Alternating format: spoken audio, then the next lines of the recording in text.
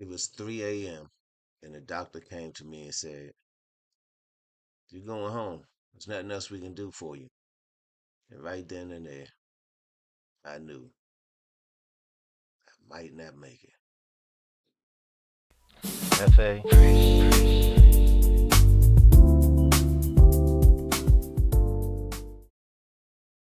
So it's 3 o'clock in the morning. But before I get started with this story, hit that subscribe button, hit that like button, and share it because I'm making this video in hopes that it will resonate with a lot of people so that you can see that sometimes the end, or what seems to be the end, is just the beginning. So it's 3 o'clock in the morning. I'm sitting in the hospital room. The doctor enters and said, well, the examination room. I was not admitted yet. So the doctor comes in and says, listen, man, go ahead, put your clothes on. We did all we can do for you, bro. You're going home. And I'm saying, my heart dropped because I know what I was going through at home. And I knew that if I went home, it wasn't going to be pretty, man. They would have to probably start making some type of arrangements, yeah, to take care of my body. That's how bad it was. My family was going to have to start sending black suits to the cleaners. And this dude is talking about you going home. So I'm a praying man. I thank my mother for that she raised me in the church. So she gave me an option in my life. You got the evil or bad on this side, and you got the good on this side. So you always got a choice. You have a choice. I knew some people that didn't have the good and evil on this side. They just had two bad choices because that's all they saw and that's what they grew up around, and they weren't this type of spirituality wasn't implanted in their life at an early age.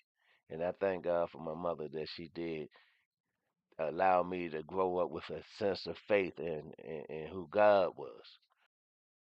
So now I'm praying, God, I need you to do that, perform that miracle that you did for Isaac and Abraham on that mountaintop when he was about to slay his son, and the ram in the bush appeared. I need that right now, Father. I need that now. So I said my prayer, and the doctor came back into the room. And he said, okay, man, before we discharge you, come and take a walk with me. Put this thing on your finger. And it was an oxygen sensor, a little thing he just clips onto your finger. And he said, come on, walk with me, man. So we went into the hallway and we walked down the hallways and we turned the corner and he looked at the oxygen sensor.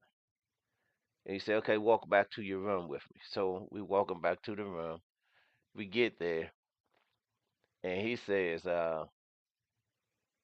he looks at the sensor again. He says, you're not going anywhere. Go ahead and get in the bed. We're going to admit you. And I was like, thank you, Jesus. Because I knew, man. So that's the story on that.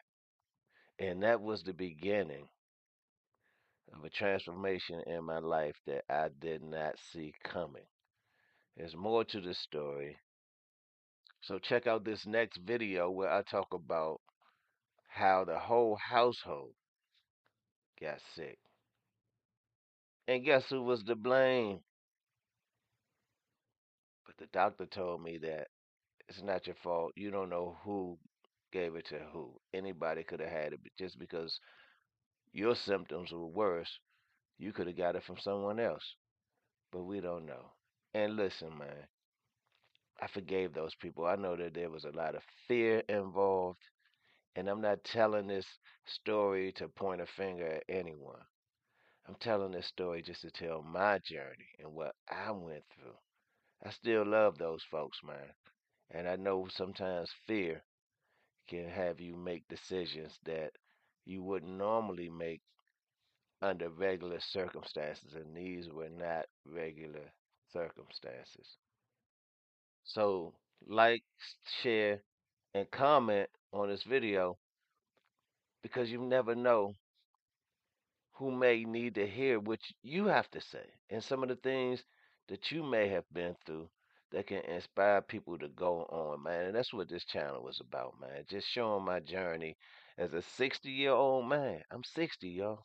I'm old, but I have a new life. I remember when I was doing Uber, I had this couple in my car, and I was doing a song for them, and that I wrote, and they said, man, the best is yet to come later in your life. Your later years will be your better years. So don't ever give up, man.